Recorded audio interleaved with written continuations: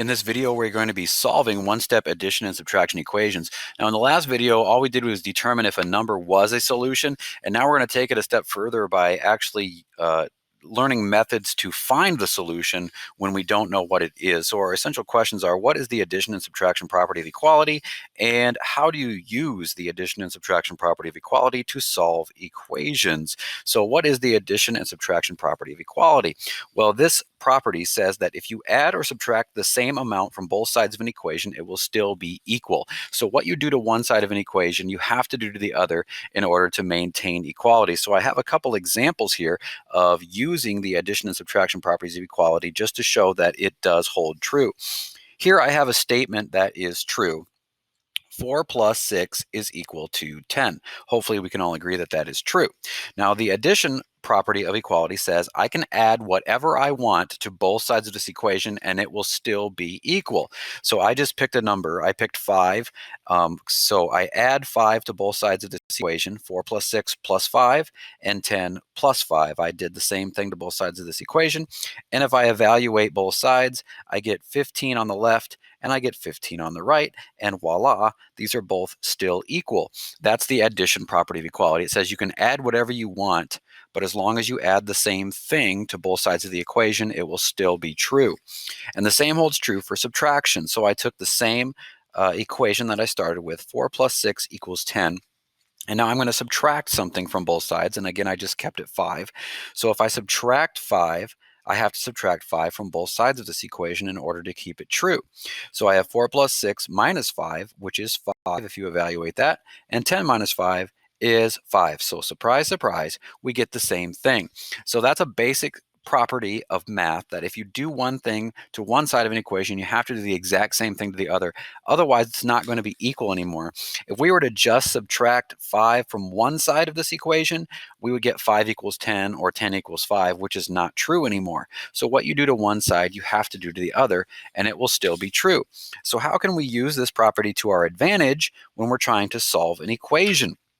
Well, we can do this by kind of eliminating terms that we don't want in our equation to find the solution. So we can use the addition and subtraction property of equality to make the term that's on the same side as the variable equal to 0. So basically, we want to undo what's happening to our variable in order to solve it. So I give an example of an equation here.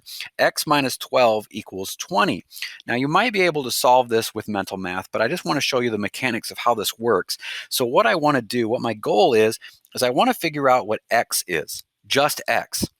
But I know that x minus 12 is 20, so I want to kind of get rid of this pesky minus 12. I want to get just x alone. So how can I get rid of a minus 12, subtracting 12? Well, what would undo that? What would be the operation that would get rid of a subtracting 12? Adding 12. So the opposite of subtracting 12 is adding 12. So what happens if I add 12 to both sides of this equation? Well, if I add 12 to the left side, x minus 12 plus 12, these two basically cancel each other out. Subtracting 12 and then adding 12 makes that 0. So that becomes 0. So all I have left is just x on this side. Well, if I add 12 to the left side, I have to add 12 to the right side. And 20 plus 12 is 32. So here I get a statement that must be true. X alone is equal to 32. So now I found the solution. X is 32. And if you check that and you plug 32 into the original equation, 32 minus 12 equals 20, and 20 equals 20, that checks out and it is true. Now that might seem like a long process for doing something that you might think you can do mentally, but this is going to pay off when we get into more complicated numbers, how to directly find the solution to things that we can't do mentally. So I'm just using simple examples here to help us kind of use training wheels to get to some more complex numbers and numbers that we can't do mentally. So the next one, I'm going to use the subtraction property of equality to show that this still works. So k plus 17 equals 40. What plus 17 equals 40? Again, you might be able to do this mentally, but I'm just going to show how using the subtraction property of equality would work here. So again, I've kind of divided my equation into its two sides so you can see what I've done to both sides. Now, what I want to do is I want to get rid of this adding 17. I want to get rid of that so my k is just all by itself so I know what just k is. So what's the opposite of adding 17, or what would undo adding 17? Subtracting 17. So if I subtract 17 from both sides of this equation, it'll still be true. And what happens on the left side here? K plus 17 minus 17. This plus 17 and this minus 17 cancel each other out, and that's just 0. So all I have left is just K.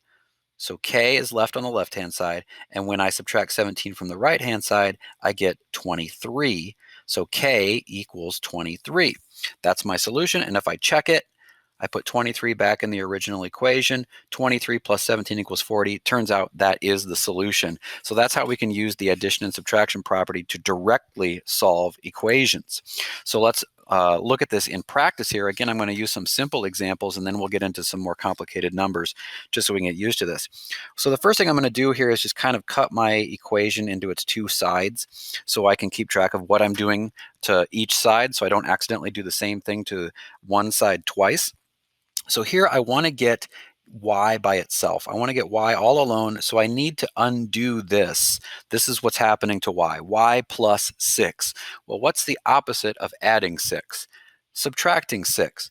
So if I do y plus 6 minus 6, these two would cancel each other out. Well, what I do to one side, I have to do to the other, so I have to subtract 6 from the right-hand side as well. So you can see I've done the same thing to both sides, taking 6 away. So y plus 6 minus 6 is just y, because this becomes 0. So y equals 9 minus 6, which is 3. And if I check that, I put 3 in the original equation in place of y to see if it is a solution. 3 plus 6 equals 9. 9 equals 9. There is my solution. So that's a direct solution. Again, you may be thinking this is a waste of my time because I can do this mentally, but we'll see some cases here in just a minute where that is not the case. So again, I'm going to solve this equation here. 5 equals g minus 4. I'm going to cut my equation into its two sides. Now I'm focused on the side that has the variable g.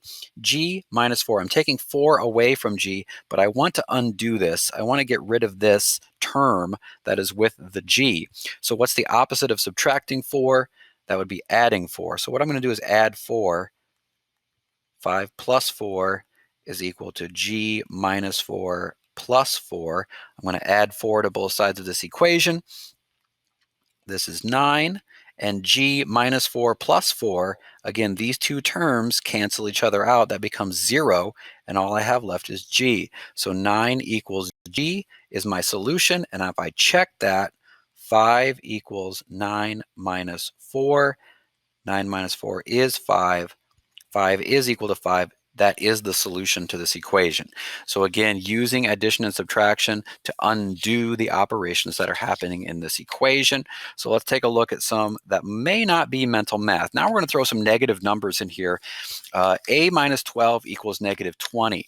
Now, this becomes more difficult to do mentally. It's hard to kind of think, well, what does A have to be to make this true? And this is where our addition and subtraction properties really come in handy. This is where you have to know how to do this. So again, if I cut my equation into its two sides, I want to get A all by itself. Well, it has this term with it, this minus 12.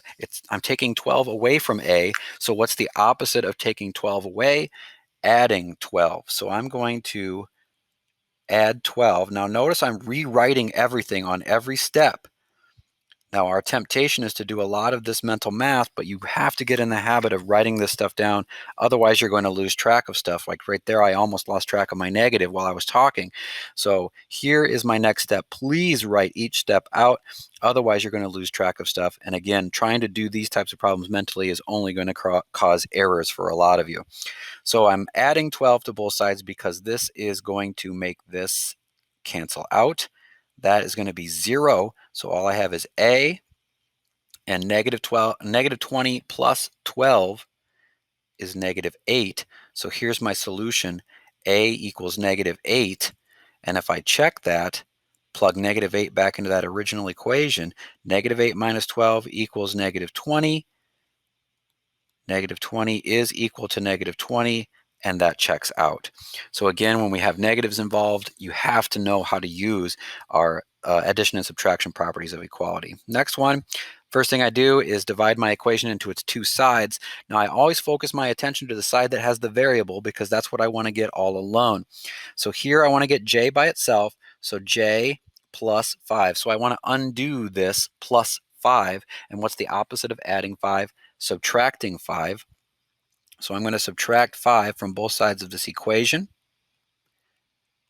J plus 5, I rewrote everything, and then put the minus 5 on both sides. So I have negative 13 minus 5.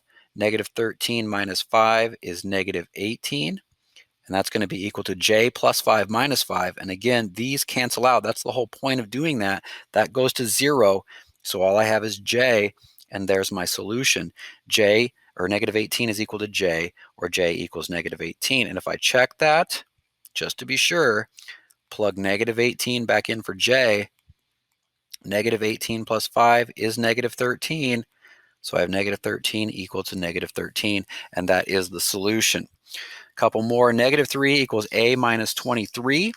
Again, my attention is focused on the side with the variable. That might be the left or the right side. So here I'm looking at the a, and I am subtracting 23 from it. So I need to use the opposite operation to cancel that out. I want to cancel out the subtract 23.